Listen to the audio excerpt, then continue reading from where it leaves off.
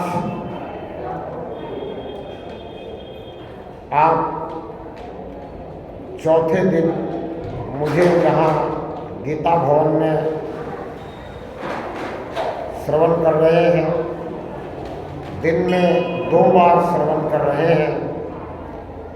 ये आप 8वीं और आज के लिए और इस सत्र के लिए अंतिम बार श्रवण करेंगे।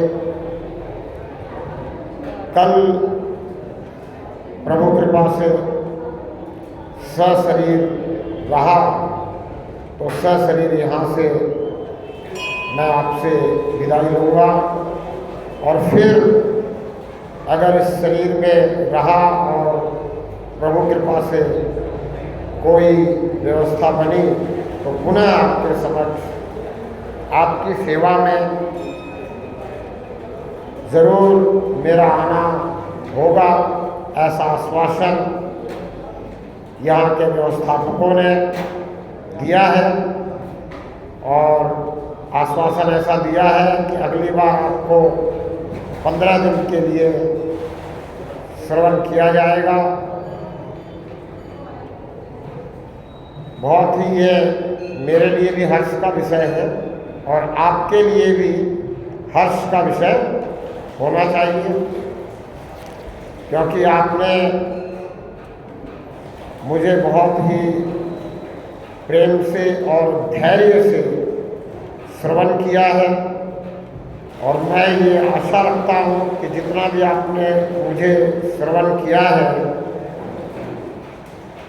शायद उस पर आप अपना भी मनन करेंगे, चिंतन करेंगे, और अगर आपको लगे कि ये बातें सबसे अच्छी हैं तो आप इन बातों पे चलने का भी प्रयास करेंगे, क्योंकि हमारा वेद कहता है चरय वेति, चलते रहना है।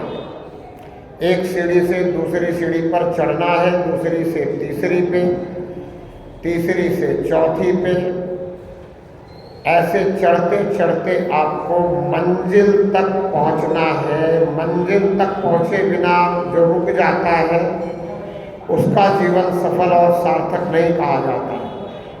चाहे वो भौतिक मंजिल हो, सामाजिक मंजिल हो, व्यवहारिक मंजिल हो, या फिर आपकी ये आध्यात्मिक धार्मिक यात्रा की मंजिल हो। इस मंजिल तक आपको पहुंचना ही चाहिए। अब मंजिल क्या है, कहाँ पहुंचना है? तो शरीर का मंजिल तो शमशान है, ये सबको पता है। शरीर की मंजिल कहाँ तक है? शमशान तक, क्योंकि यहाँ सभी इसी सनातन सभ्यता के अनुयायी सनातन सभ्यता को अपने जीवन में मान्यता देने वाले सभी आप बैठे हो, और आप सभी को पता है कि आपके शरीर की जो अंतिम मंजिल है वो शमशान की है।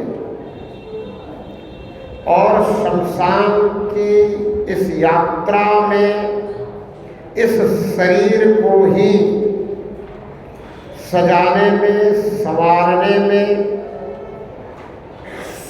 और स्वस्थ रखने में अगर लगे हुए हो तो भी अच्छी बात है कि आप अपने शरीर को स्वस्थ रख करके प्रथम सुख को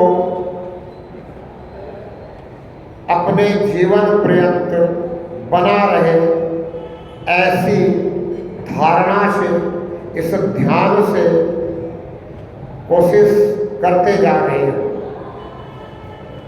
और अच्छी बात है, प्रथम सुख निरोगी काया है।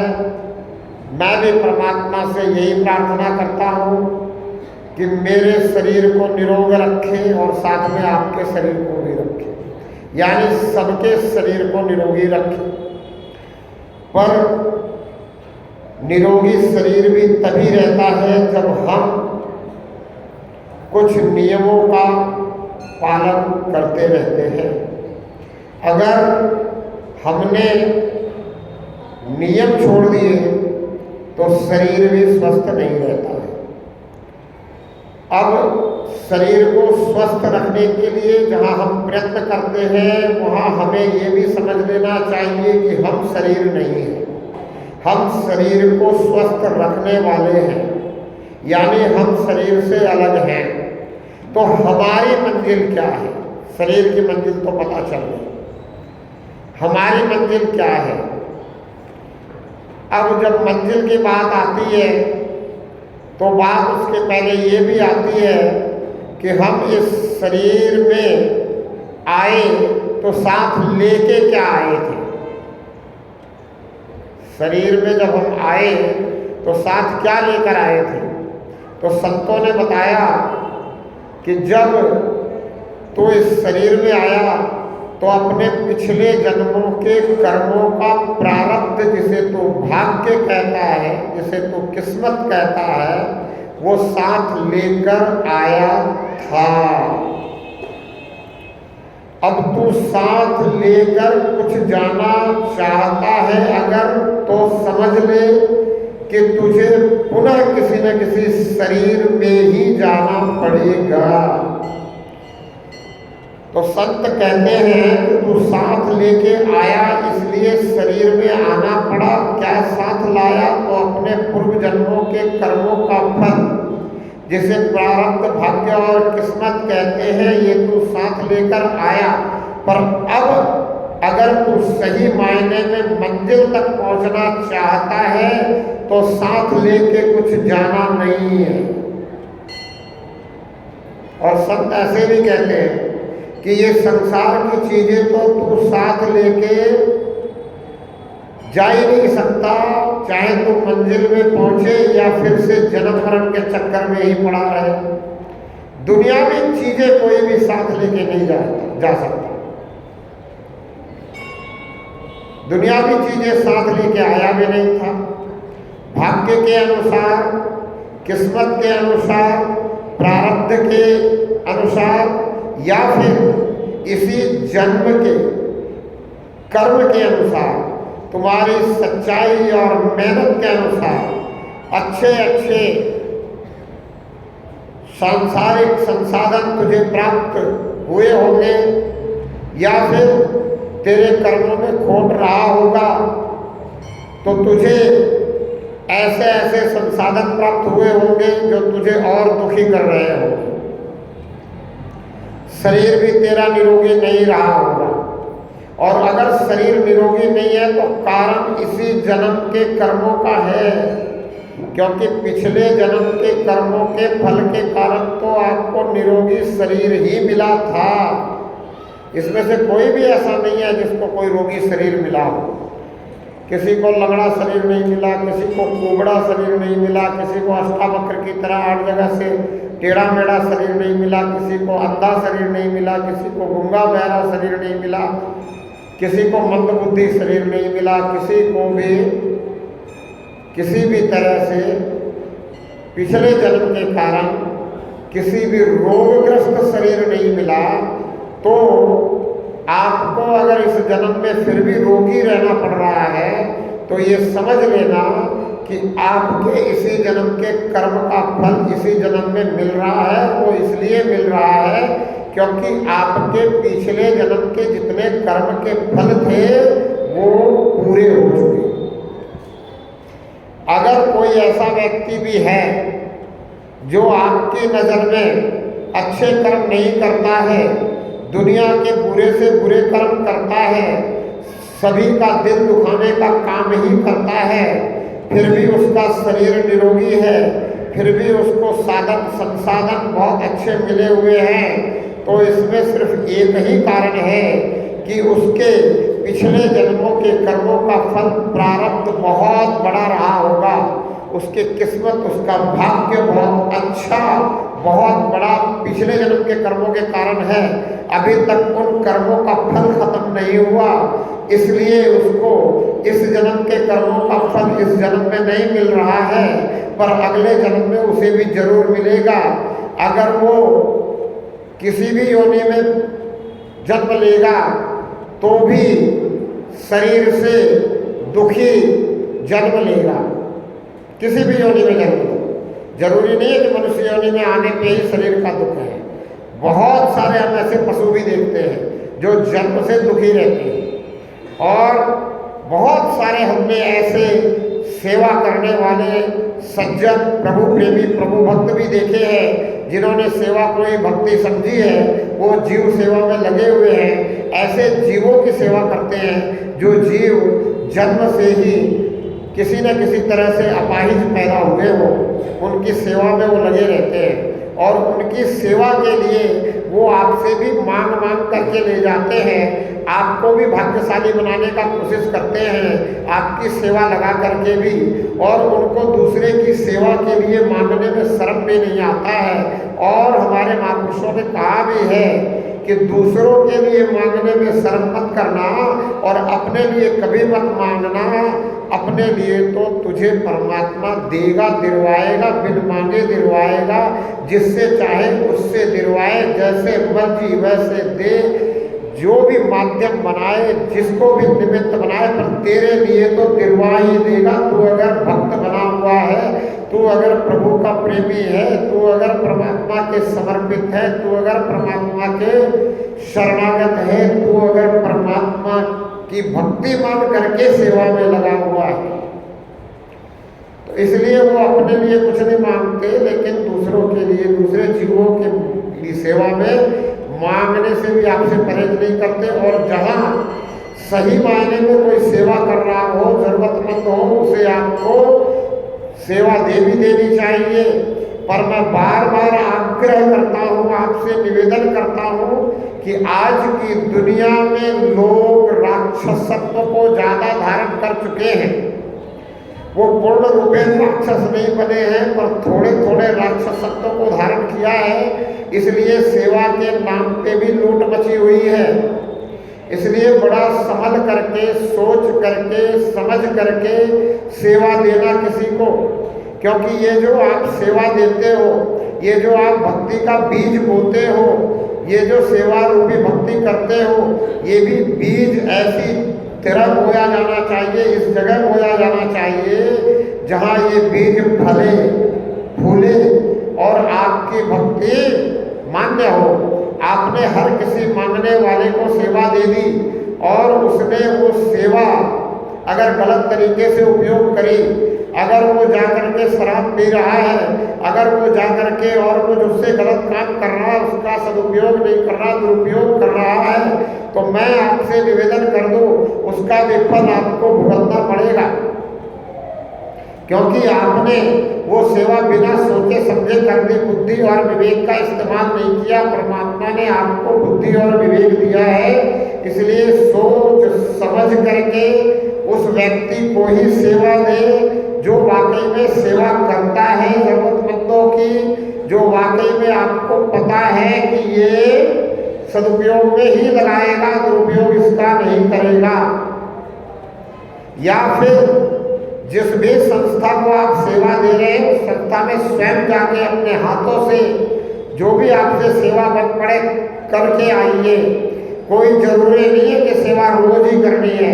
अरे किसी एक दिन कर लीजिए, किसी हर्षोल्लास वाले दिन कर लीजिए, अपने जन्मदिन के दिन कर लीजिए, किसी ऐसे दिन कर लीजिए जिस दिन आप किसी अपने पूर्वज को याद कर रहे हो, उसकी यादगार में सेवा कर लीजिए। आप किसी ऐसे दिन कर लीजिए जो दिन आपको लगता हो कि इस दिन मुझे हर्षित होना चाहिए। तो हर्षित होने के लिए ज़रूरतमंदों की सेवा से बड़ा और मुझे कुछ नहीं लगता। क्योंकि अगर आप कुछ पैसे जा कर के कहीं होटल में खा पी करके खर्च करते हो, तो आप 2, 4, 10 मिनट के लिए हर्षित रहते हो, उसके बाद में फिर क्या, फिर आपका हर्ष जो है वो रहता नहीं है। पर जब आप किसी ज़रूरतमंद की सेवा करते हो तो आप देखना, आप अंदर से हर्षित हो जाते हो, गर्वित हो जाते हो कि आज प्रभु कृपा से प्रभु ने मुझे मौका दिया, माध्यम बनाया, निमित्त बनाया, प्रभु ने मुझे इस लायक बनाया कि मैं प्रभुता को पा सकूं और ज़रूरतमंदों की सेवा में कुछ कर सका।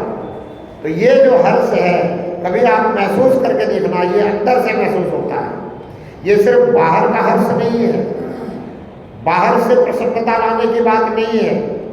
ये अंदर से।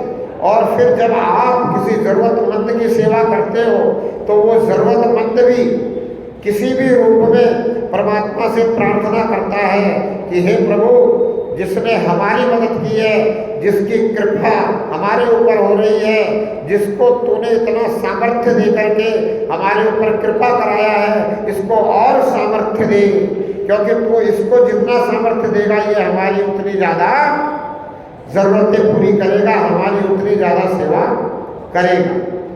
जिसे लोग कहते हैं दुआ, कि दुआ ले लेना किसी की। इसलिए सेवा ही भक्ति है और इस भक्ति को समझ करके सेवा करो।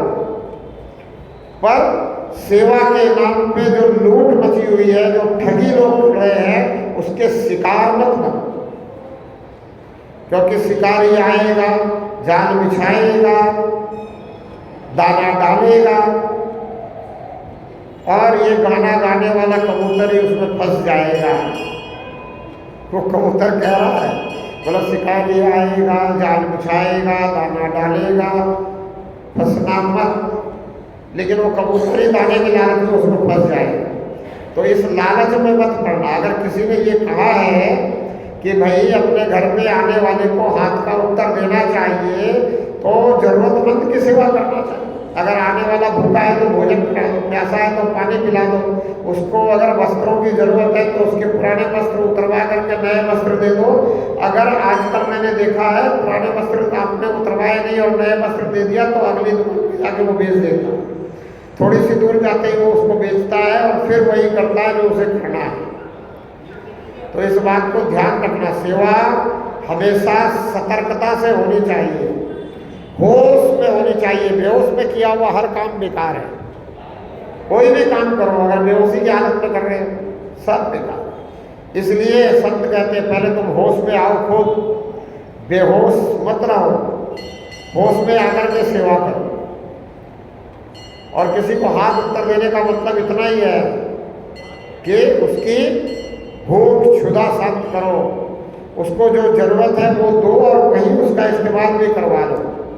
आजकल अगर आप अनाज भी देते हो, आटा भी देते हो, कुछ भी देते हो, सब चीज़ जो है लोग ले जा करके बेच बाच करके और वही करने की कोशिश करते हैं जो हम और आपके द्वारा दी गई सेवा से नहीं होना चाहिए। और ज़्यादातर ये देखने को मिलता है। इसलिए बिल्कुल होश में सेवा रूपी भक्ति करनी है, सेवा ही भक्ति है। इस बात को आप अगर समझ जाएं तो फिर दुनिया से मैं कहता हूँ कि ये जो खराबी है मिट जाएगी।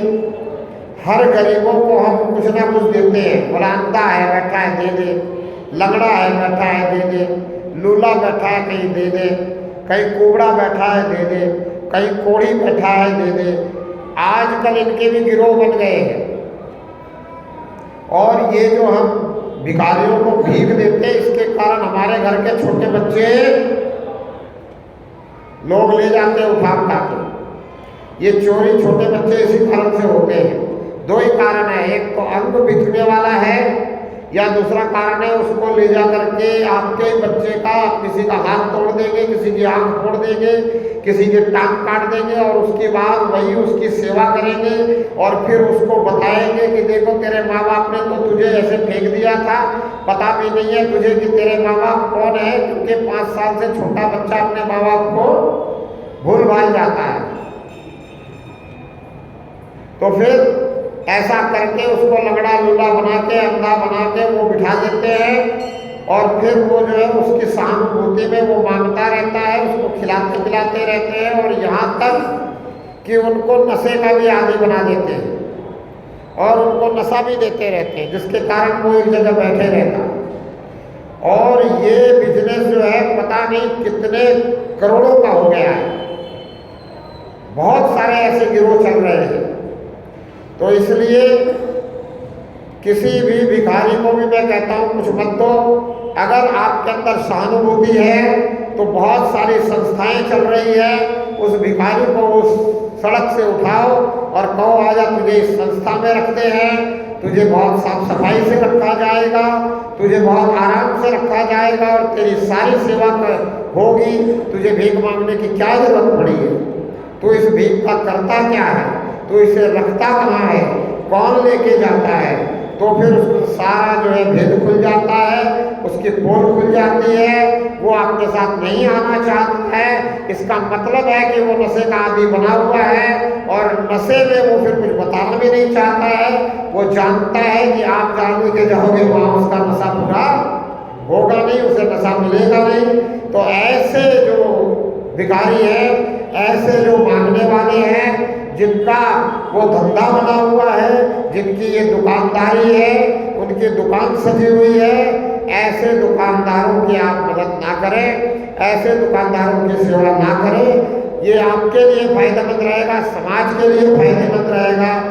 बच्चे जो है वो चोरियों में बंद हो जाएंगे, ऐसे गिरोह बंद हो जाएंगे और इस देश को जो भिखारियों का देश कहते हैं, ये देश भिखारियों का देश नहीं रहेगा। भिखारी कहेंगे ही नहीं। तो ये बातें जो है बहुत जैनिक और वास्तविक बातें हैं और आपको मैं वास्तविक धर्म से ही समझाना चाहता हूं कि वास्तविक धर्म क्या है। ये तमाम धर्मों के चक्कर में पड़ने से फायदा नहीं। जिस धर्म के हम जय बोलते हैं कि धर्म की जय हो, अधर्म का नाश हो, तो वास्तविक धर्म जो है इसका उल्टा अधर्म होता है। और मैंने पहले भी समझाने की कोशिश की है कि वास्तविक धर्म क्या है। तो बोला धर्म न दूसर सत्य समाना, सत्य के समान कोई धर्म नहीं है। तो अगर आप धार्मिक हैं तो आपको सत्य का व्रत ले लेना चाहिए, सत्यवादी होना ही चाहिए, सत्यनिष्ठ होना ही चाहिए और सत्य क्या है ये समझना ही चाहिए। जगत को झूठ क्यों कहते हैं ये समझना ही चाहिए। आपको ये भी समझना चाहिए कि परम सत्य क्या है, जानना चाहिए। इस जीवन की मंजिल क्या है, मेरी मंजिल क्या है, ये भी जानना चाहिए। शरीर की मंजिल तो सभी जानते हैं कि शमशान है। मेरी मंजिल क्या है, मैं कौन हूँ? मैं ही सत्य हूँ, मैं आत्मा हूँ, मैं परमात्मा का अंश हूँ। परमात्मा परम सत्य है, मेरी मंजिल परमात्मा ही है। अगर मुझे परमात्मा की पहचान हो गई, अंत समय में मुझे परमात्मा का ध्यान रहा, मेरी समाधि लग पाई, तो ही मैं परमात्मा में विलीन हो पाऊंगा, मंजिल को पा पाऊंगा। अन्यथा पुनः कर्मों के अनुसार योनियों में जाऊंगा। दुनिया में बहुत अच्छे कर्म करे हैं और अगर कुत्ते की भी योनि मिल गई तो भी स्वर्ग में रहूंगा, किसी न किसी धनाढ्य के घर में रहूंगा। ऐसे घर में रहूंगा जहां माता अपने बच्चे को जब आया डायपर पहना देती है तब गोद में लेती है, क्योंकि अपने बच्चे के जो शौच और मूत्र है उससे उसे घृणा होती है और उसको लगता है कि मेरे कपड़े खराब हो जाएंगे। इसलिए वहाँ व्यवस्था ऐसी है कि वो आया अगर अपने बच्चे को डायपर पहना के देती है तब वो गोदी में लेती है। लेकिन इस कुत्ते का इतना अच्छा कर्म है पिछले जन्म का कि वो ये माता इस कुत्ते को बिना डायपर के ही लेती है और वो कुत्ता कुछ भी कर दे तो कोई दिक्कत नहीं है। तो ये अच्छे कर्मों का फल मिल सकता है। आप स्वर्ग में जन्म ले सकते हो और कुत्ते बने तो भी आप ऐसे जगह रहे जहाँ आपके लिए खाने पीने की बिल्कुल बढ़िया व्यवस्था, टाइम टेबल से नहलाने धुलाने की बढ़िया व्यवस्था और सब आपसे प्रेम करने वाले, कोई आपको दुत्कारने वाला नहीं, कोई फटकारने वाला नहीं। उन आपने ऐसी जगह पहुंच जाना है जहाँ जो भी पहुंचेगा वो कहेगा आहा ये आपका बड़ा अच्छा है, ये आपका जो पेट है वो बहुत अच्छा है, ये आपका जो पालतू पशु है ये बहुत अच्छा है। क्यों मिल रहा है उसकी उतनी सुविधा? क्योंकि उसने पिछले जन्म में कर्म तो बहुत अच्छे किए पर उसने परमात्मा से अपने आप को जोड़ा नहीं, परमात्मा को पहचाना नहीं, परमात्मा में विलीन नहीं हुआ। जन्म मरण से उसका चक्कर नहीं छूटा, आवागमन के चक्कर से नहीं छूटा, जन्म मरण के दुख से नहीं छूटा। जन्मने के समय उसे भी दुख हुआ, मरने के समय उसे भी दुख होगा, पर जन्म से लेकर जीवन के बीच में उसे आनंद ही आनंद मिलेगा, सुख ही सुख मिलेगा। उस घर के जितने मेंबर हैं वो सब उसके सुख के लिए लालयित रहेंगे, सब उससे प्रेम करेंगे। वो कुछ भी करेगा, किसी को उससे कोई तकलीफ नहीं रहेगी। ये है कर्मों का फल। अब कितने भी अच्छे कर्म करो तो भी बंधन है। क्या बंधन है? जन्म मरण का बंधन है। अच्छे कर्म करें तो ऐसे कुत्ते बन गए, और बुरे कर्म करें तो कुत्ते ऐसे बने कि भोजन के लिए कचरे में भी मुंह मारे तो डंडा लेके पीछे से कचरा खिला, चल कचरे में भी भोजन मुहैया नहीं। ये है कर्मों का फल, ये कर्म बंधन है। तो कहते हैं अच्छे कर्म जो है वो सोने की बेड़ियां हैं, और जो अच्छे कर्म नहीं है ये लोहे की बेड़ियां हैं। दोनों बेड़ियां ही हैं, और इन बेड़ियों से अगर अपने आप को बचाना चाहते हो तो कर्मों से भी ऊपर उठो। यही बात मैं आज 4 दिन से ही बोल रहा हूं कि अकर्तापन के भाव में आ जाओ, ऐसे भाव बना लो। जब जागो तब सवेरा। अब तक जो भाव रहा वो रहा, अब भी ये भाव बना लो कि हे प्रभु मैं तो दीनहीन हूँ, तुझे ये जो तूने ये शरीर दिया है इसका मैं जैसा भी उपयोग आज तक करता रहा, इसके लिए मुझे क्षमा कर। जो भी मेरे कर्म बने इसके लिए क्षमा कर, और अब तू मुझे अपने शरण में ले ले। मुझे पता है कि तू मेरे अंग संग है, मुझे आभास हो चुका है, मुझे अनुभव हो चुका है। मैं अपने अनुभव के कारण मानता हूँ कि तू है, क्योंकि जहाँ भी मुझे कोई तेरी जरूरत होती है मैं तुझे पुकारता हूँ, और तू जो है किसी न किसी रूप में मेरी सहायता कर ही देता है। कोई ना कोई माध्यम बना ही देता है, कोई ना कोई तू निमित्त खड़ा कर ही देता है। तो तू मेरी प्रार्थना मेरे अंदर ही सुन लेता है। तो इसलिए मैं मानता हूं कि तू मेरे अंदर ही है, सुनता है तू मेरी। तो इसलिए मैं तुझे अंदर ही अंदर ये भी प्रार्थना कर रहा हूं, और तू मेरी सुन ले कि अभी तक मैंने जो भी कुछ किया है उसके लिए मुझे माफ कर। अभी तक मैं नादान था, मैं नहीं समझ पा रहा था। अब संत का संग करके मुझे अगर समझ में आ गया है तो मेरी प्रथम भक्ति शुरुआत हुई है। प्रथम भक्ति संतन कर संगा। तो अब मैं तुझसे प्रार्थना कर रहा हूँ कि तू कृपा कर, और मैं कुछ ना करूँ ऐसी कृपा कर, मैं अकर्ता हो जाऊँ ऐसी कृपा कर, मैं अकर्तापन के भाव में आ जाऊँ ऐसी कृपा कर। मैं अकर्तापन के भाव में आके तेरी शरण मांग रहा हूँ, तू मुझे शरणागत कर ले, और अब जो तू चाहता है वो करवा इस शरीर रूपी साधन से। अब जो मैं चाहूँ वो ना हो, अब मेरी मर्जी ना हो, अब खुदगर्जी ना हो, अब मैं इस शरीर के स्वार्थ में, साधन के स्वार्थ में ना पड़ो। जो शरीर भी यहाँ छोड़ के जाना है, जिसकी मंजिल शमशान है, ये संसाधन भी सारे यहाँ छोड़ के जाना है। कुछ भी मुझे साथ लेके मुझे जाना नहीं है, ना मैं साथ लेके आया था। मेरे भाग्य से सब कुछ यही मिला था, और मेरा अगर सौभाग्य हो जाए, सौभाग्य जाग जाए तो मुझे तेरी पहचान मिल जाए। तू ऐसी दृष्टि दे दे कि इस शरीर से होते हुए को बिना लेकिन किंतु परंतु किए बगैर देखता रहूं, और हर पल तुझे निहारता रहूं। तू मेरे लिए दृश्यमान हो जाए, मुझे ये पता चल जाए कि तू किस रूप में कण कण में विराजमान है, तो फिर मेरा कल्याण हो जाए। इसलिए संत कहते हैं कि अकर्तापन के भाव में शरणागत होकर प्रार्थना ही एकमात्र उपाय है, पर उसमें भाव सर्वश्रेष्ठ है।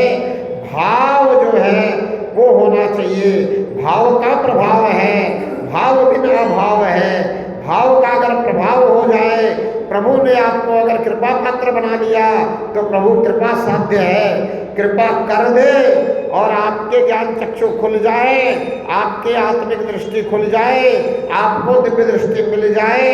आप यानी आप आत्मा, इसलिए इस दृष्टि को संतों ने आत्मिक दृष्टि कहा। अगर ये प्राप्त हो जाए तो परमात्मा दृश्यमान हो जाए, परमात्मा की साक्षात्कार हो जाए।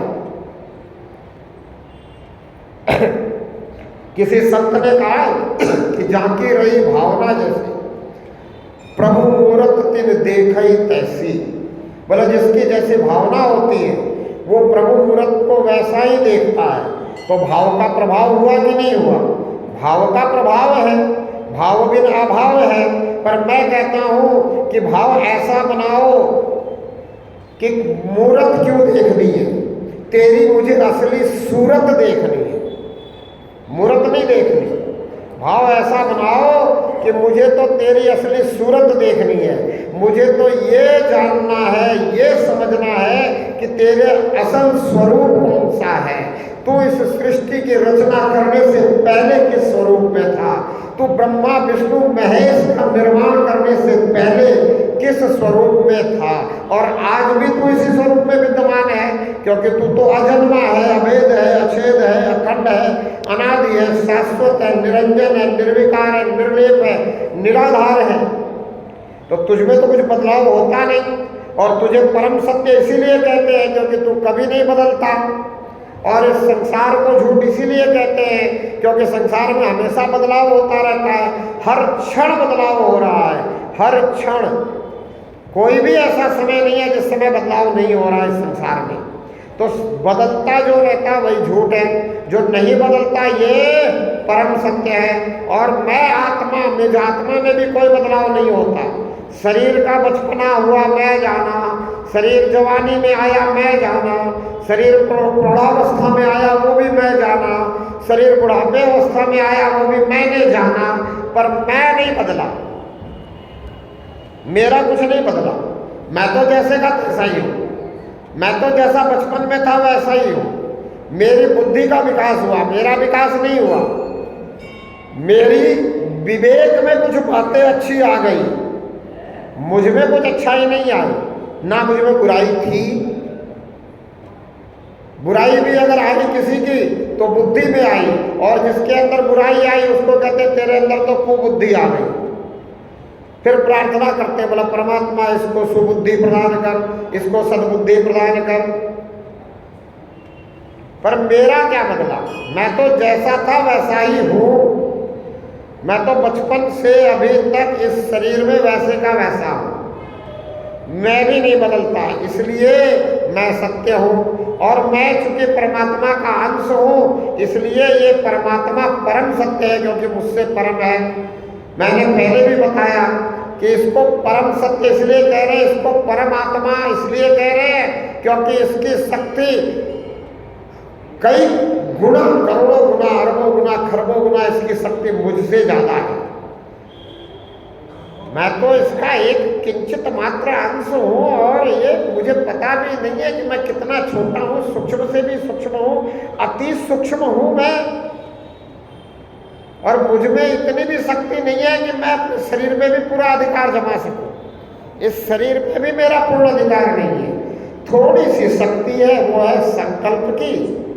इस थोड़ी सी शक्ति के चक्कर में मैं आग बबूला हुआ फिर रहा हूँ। मैं अपने आप को तुर्रम खा समझ रहा हूँ, पता नहीं क्या क्या समझ रहा हूँ, मैं कर रहा हूँ, मैं मेरी में खोया पड़ा हूँ। परमात्मा के लिए भी कहता हूँ कि तेरा तुझको अर्पण, फिर क्या लागे मेरा। फिर भी ये नहीं कह पाता हूँ कि तेरा तुझको अर्पण, मैं भी तेरा होए। अब समझना बात। प्रथम सीढ़ी संतन कर संगा, दूजी मम रति कथा प्रसंगा। अगर इस बात को समझ जाओ तो दूसरी सीढ़ी चढ़ो, इस परमात्मा की कथा प्रसंग करना शुरू कर दो। अब चूंकि आप गृहस्थी हो तो कथा प्रसंग करने मेरी तरह दूर दूर नहीं जा सकते, कोई तुरंत बुलाए तो नहीं आ सकते। मुझे तो आपका निमंत्रण मिला, मैं तो तुरंत महाराष्ट्र से यहाँ पहुँच गया रात भर का सफर करके। भाई मैं गृहस्थ में नहीं हूँ, संन्यास्त में हूँ, समय था, खाली था, आ गया। पर आप गृहस्थ में हो, आप तो नहीं कर सकते ये। तो आपको क्या करना है? आप कहाँ कथा प्रवचन करोगे, कहाँ प्रसंग करोगे? तो हाथ जोड़ के निवेदन करता हूँ कि 24 घंटे में 24 मिनट अपने घर में ही सभी लोगों को लेके बैठो और अपना अनुभव साझा करो, ताकि आपके नौनिहालों को, आपके आगे आने वाली पीढ़ी को परमात्मा पे पूर्ण विश्वास हो जाए, और वो भी अच्छे कर्मों के करने वाले बन जाए, जिससे उनके जीवन में भी आनंद रहे, सुख रहे, खुशहाली रहे, वो भटकने जाए रास्ता। और आज ये हम सनातनी जो है रास्ता इसीलिए भटके हुए क्योंकि हम दूसरी भक्ति की शुरुआत ही नहीं कर रहे, पहली भक्ति में ही अटके हुए हैं।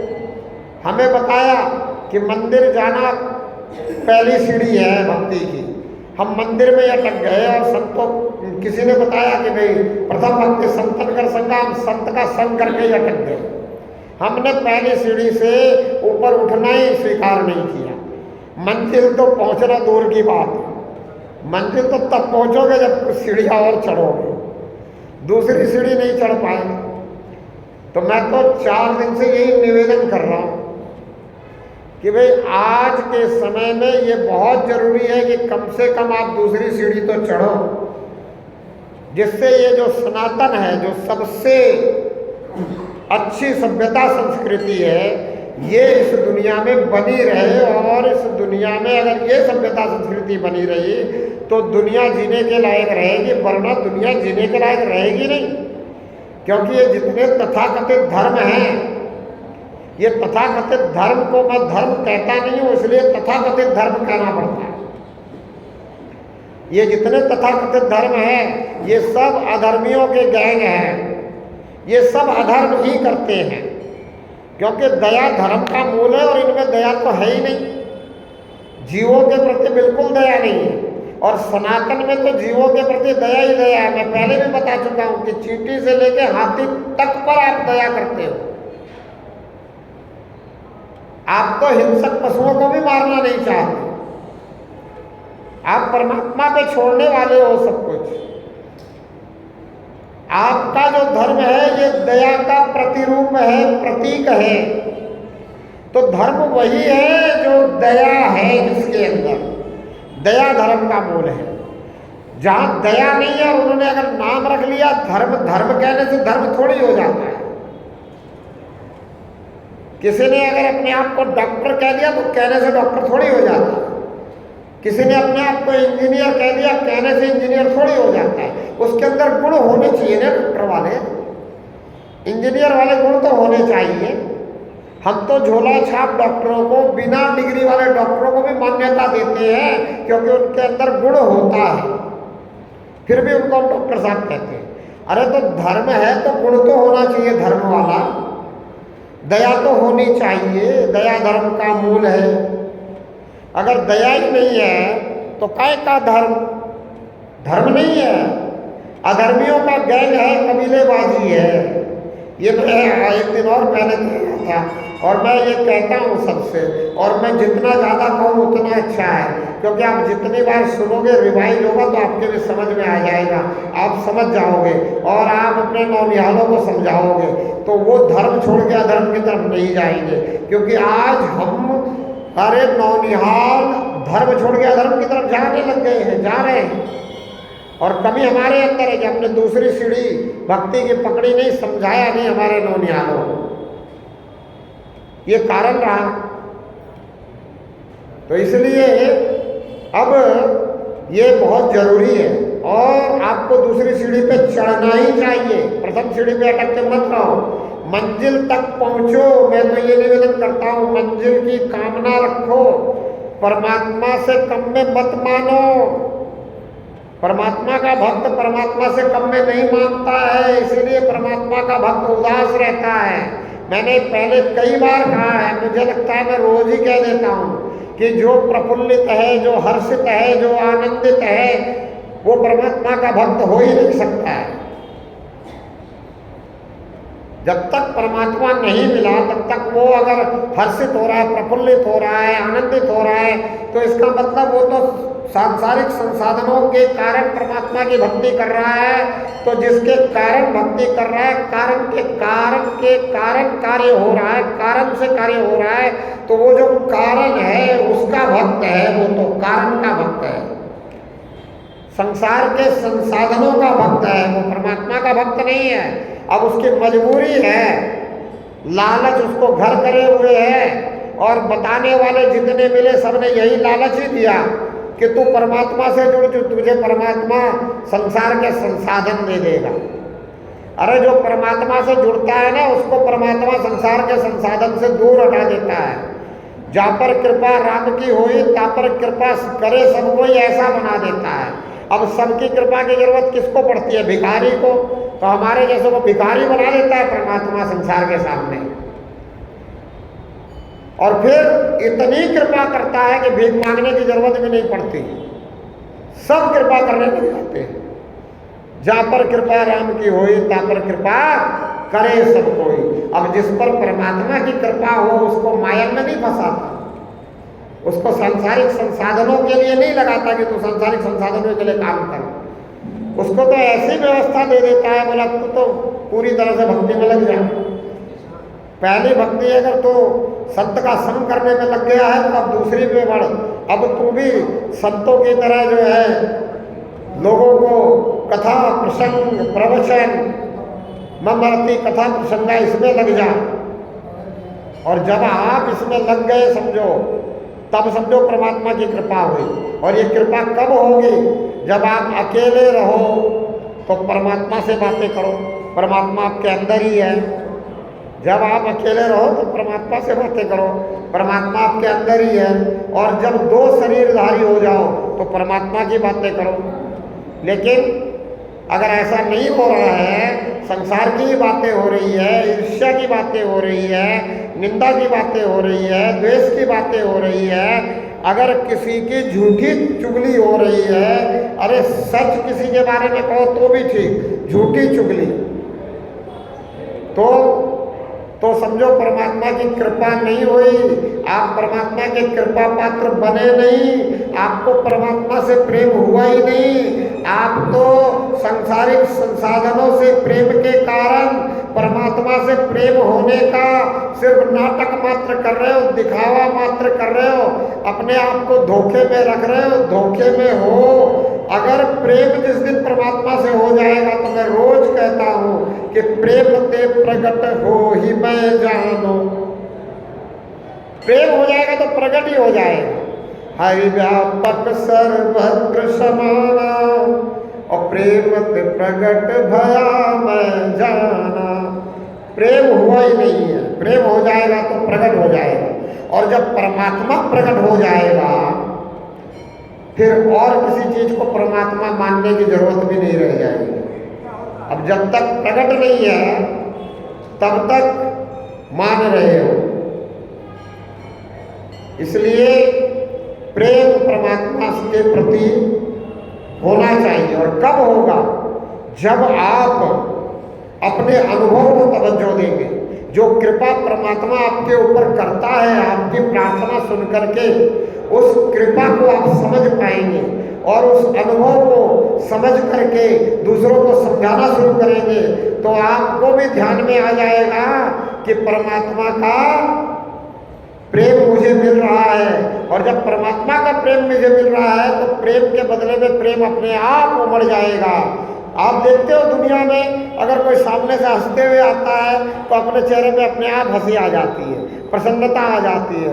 कोई मुझसे प्रेम करने वाला आता है तो मेरे अंदर प्रेम अपने आप जाग जाता है। और कोई अगर गुस्से से आ रहा हो तो उससे ज़्यादा गुस्सा अपने अंदर तैयार हो जाता है कि नहीं हो जाता? कोई अगर हमसे ईर्ष्या रखता हो तो उसके लिए भी ईर्ष्या तैयार हो जाती है कि नहीं हो जाती है? तो अगर आपको परमात्मा का प्रेम मिल रहा है तो ही प्रेम तैयार होगा। अब वो प्रेम मिल रहा है आपको पता भी चलना चाहिए, अनुभव में भी आना चाहिए, आपको समझ में भी आना चाहिए कि कृपा हो रही है, कृपा बरस रही है। मेरे अंदर तो इतनी लायकियत नहीं थी कि मैं करता इतना सा और मिल जाता इतना सारा, क्योंकि परमात्मा तो बेहिसाब देता है जब देने लग जाता है। और इस बेहिसाब देने वाले को भी हम याद करते हैं, हिसाब कर करके उसका हिसाब करते, कितनी माला फेर ली, कितनी माला फेरनी है, कितनी माला फेरनी थी। और माला फेरते फेरते ये भी ध्यान करते यार आज तो लेट हो गया, माला फेरते फेरते दुकान खोलनी थी, दुकान खोलने में आज तो लेट हो जाऊंगा, लेकिन माला कम नहीं फेरूंगा। क्यों? हिसाब रखा हुआ है। बेहिसाब देने वाले का बेहिसाब रख रख के याद करना। अब सोच लो किससे प्रेम है? प्रेम संसाधनों से है, इसलिए परमात्मा को भी हिसाब रख रख के याद करना। अभी एक सज्जन मूर्ति वहाँ बैठी है, भगवान भगवान भगवान, आप कुछ पूछ रहे थे, आप कुछ पूछ रहे थे क्या? हाँ आप, अच्छा, मुझे लगा मैं आप कुछ पूछ रहे हूँ। बहुत बढ़िया, बहुत सुंदर, बहुत अच्छी बात है। सुनना चाहिए तो समझना चाहिए, नहीं तो लोग कथा सुनने जाते हैं। और कल भी मैंने बताया था, उनसे पूछो, बोला क्या सुन के आए? तो बोला अरे पूछो ही मत, इतने सुंदर महाराज जी थे, इतने उनके शरीर में ओज था, तेज था, ऐसे प्रसन्न मुद्रा में बोलते थे, क्या कहना। मैं तो उनको ही देखता रह गया, मैं तो उनको ही देख के हतप्रभ हो गया। मैं तो उनको देख के ही एकदम से बस, अरे बोले सुन के क्या आया? उन्होंने क्या सुनाया? अरे क्या पूछ रहा है, इतनी बढ़िया टेंट की व्यवस्था थी, इतना बढ़िया टेंट लगा हुआ था, इतनी बढ़िया सजावट थी, वो ऐसे व्यवस्था थी, इतने कूलर, इतने पंखे, इतने लोग, जरा सी भी गर्मी नहीं। ये क्या व्यवस्था बनवाई महाराज ने, क्या व्यवस्थापकों का कहना। अरे सुन के क्या आया? अरे तुझे पता ही नहीं है, वहाँ इतना अच्छा भंडारा था, ओहो, कहीं कुछ, सब जगह बहुत बढ़िया, बहुत सुंदर व्यवस्था थी। बोला अरे सुन के क्या आया? बोला सुन के मैं कुछ नहीं आया, तू जाके सुन ले। मैं तो जो देख के आया वो बता दिया। तो ये तो बड़ी अच्छी बात है कि सुन रहे हो और समझने की कोशिश कर रहे हो, समझ रहे हो। जहाँ भी जाओ तो संतों के शब्दों को सुनना चाहिए, गहना चाहिए, मन वचन बुद्धि विवेक से उसका चिंतन मंथन करके सदुपयोग भी करना चाहिए, दूसरों तक भी पहुंचाना चाहिए। दूसरी भक्ति यही है, और शब्द से ही आप जागोगे। इसीलिए कहा संतों ने, शब्द से ब्रह्म जागा है, शब्द में ब्रह्म सोया है। आप ही ब्रह्म हो, पार ब्रह्म परमेश्वर के अंश हो, इसलिए आप ब्रह्म हो। वेद कहता है अहम ब्रह्मास्मि को जो समझ गया वही चलना शुरू करता है, और पर ब्रह्म इस नेति को भी समझ जाता है, पहचान जाता है और पा लेता है। जो अपने आप को शरीर समझ के रहता है वो तो शरीर के चक्कर में ही पड़ा रहता है, वो तो फिर जीने के लिए शरीर को नहीं खिलाता, वो खाने के लिए जीता है। कल भी ये बात बताई थी, आज भी। और जितना रिवाइज हो जाए इस बात का उतना ही अच्छा है, उतना ही वो बुद्धि में बैठ जाएगी और विवेक में बैठ जाएगी। विवेक शून्यता खत्म हो जाएगी, विचार शून्यता आ जाएगी, फिर विचार सारे हट जाएंगे, फिर प्रार्थना ही प्रार्थना रह जाएगी कि हे प्रभु मुझे क्षमा कर, अपने शरण में ले ले। मैं तेरे से प्रार्थना करता हूँ कि शरीर रूपी साधन से अब जो करवाना है वो तू करवा ले। मैंने बहुत कर करके देख लिया, मेरी मर्जी कभी हुई नहीं, खुदगर्जी कभी पूरी हुई नहीं, स्वार्थ कभी पूरा हुआ नहीं। मैं जो चाहता था वो आज तक पूरा नहीं हुआ, मेरी चाहत पूरी हुई नहीं, मेरी इच्छा पूरी हुई नहीं, मनोकामना खत्म हुई नहीं। अब मैं जो है तेरे शरणागत आ गया हूँ, अब तू कृपा कर और जो तू चाहता है वो करवा ले इस शरीर रूपी साधन से। मेरी मन बुद्धि चित्त अहंकार विवेक जो भी कुछ है, ये जो भी 5-25 है, इसको तू ही संभाल सकता है। मेरे में कहाँ सामर्थ्य है कि मैं संभालूं? इसलिए अब मैं तेरा दास बन गया हूँ, मैं तो तेरे दासों का भी दास बन गया हूँ। तेरे दास भी ऐसा ही कहते हैं कि तू दासों का भी दास बन, तू भी परमात्मा का दास बन, तू बात समझ, तू इस बात पे चल, तू परमात्मा को अपना मान, तू परमात्मा अंदर बैठा है, परमात्मा से बातें कर, तू परमात्मा की बातें करना शुरू कर, प्रार्थना शुरू कर कि हे प्रभु तू इस शरीर रूपी रथ का सारथी बन जा, जिसके तूने 10 घोड़े लगा दिए हैं। ये 10 इंद्रियां हैं, ये शरीर को चलाती रहती है, ये घोड़े हैं। तो बोला तू ही इसका सारथी बन जा, मुझे तो महारथी बना रहने दे। मैं तो बहुत दिन सारथी बन के देख लिया, मेरे से तो ये शरीर चलने वाला है नहीं ठीक ठाक। अब तू कृपा कर, तू जैसे चाहे वैसे चला। अब तेरी कृपा हो जाए, तू चलाने लग जाए, और फिर तू मुझे अगर और कृपा करे तो ऐसी दृष्टि दे दे, ज्ञान चक्षु खोल दे कि मैं होते हुए को देखता रहूं बिना लेकिन किंतु परंतु किए बिगड़। अब होते हुए में लेकिन किंतु परंतु करने की जरूरत ही नहीं है, क्योंकि अब चिंता करने की जरूरत क्या, जब तू करवा रहा, जब तू करवाएगा तो सबसे अच्छा करवाएगा। और जब तक मैं कर रहा था तो सिर्फ अच्छा ही करने की सोच रहा था कि मेरे से कुछ अच्छा हो जाए। अब तू करवाएगा तो तू सबसे अच्छा करवाएगा, तो अब चिंता नहीं, चिंतन नहीं, अब फिक्र न फाका जब रब रखा, तो अब कुछ नहीं। अब तो ऐसी दृष्टि प्रदान कर दे कि बस होते हुए को देखते रहे बिना लेकिन किंतु परंतु किए बिगड़, और तुझे निहारते रहे, तेरा ये असल स्वरूप समझ में आ जाए, ऐसे भाव बनाओ। ये भाव से प्रार्थना हो, भाव का प्रभाव है, और आपने इस भाव के प्रभाव का अनुभव किया है। जब भी आप हृदय के उद्गार से, भाव से, शुद्ध अंतःकरण से परमात्मा को आपने याद किया है, तो आपको कुछ ना कुछ परमात्मा की मदद मिली है, कृपा बरसी है। लेकिन वो कृपा जो बरसी है उससे आपको मंजिल नहीं मिली अभी तक, और प्रथम भक्ति में अटके रहे। अब मंजिल की तैयारी के लिए भाव बनाओ कि मंजिल मिल जाए। मंजिल क्या है? परमात्मा। मुझ आत्मा की मंजिल परमात्मा, परमात्मा समझ में आ जाए। ये मिला हुआ तो है, ये मेरे अंदर ही है, पर पहचान नहीं हो रही है। अब पहचान चाहिए। पहचान कैसे होगी? जब अंदर की दृष्टि, ज्ञान चक्षु खुलेंगे। अब ज्ञान चक्षु कौन खोल सकता है? परमात्मा ही खोल सकता है। अब इसीलिए संत कहते हैं कि है नियर सूझत नहीं, दृग दृग ऐसो जिन, कहे तुलसी इस संसार को हुओ मोतियाबिंद। अब संसार में सबको बाहर की आंखों का मोतियाबिंद नहीं हुआ है, अंदर की आंखों का मोतियाबिंद सबको है। अब इनमें से कोई अगर चाहे कि मेरा मोतियाबिंद ठीक हो जाए, तो अंदर की आंखों का डॉक्टर इस दुनिया में कोई नहीं है। अंदर की आंखों का डॉक्टर तो परमात्मा ही है। यही करेगा इसका सर्जिकल ऑपरेशन और खोल देगा आंखें। और इसकी क्रिया क्या है? प्रार्थना ही है और कुछ नहीं है। परमात्मा को और कुछ नहीं चाहिए। परमात्मा देने वाला है, लेने वाला नहीं है। परमात्मा सिर्फ भाव का भूखा है। आप भाव बनाओ, भाव, और कुछ देने की जरूरत नहीं है, सिर्फ भाव चाहिए। और जो परमात्मा का असल संत होता है वो भी भाव का भूखा होता है, उसे भी कुछ नहीं चाहिए।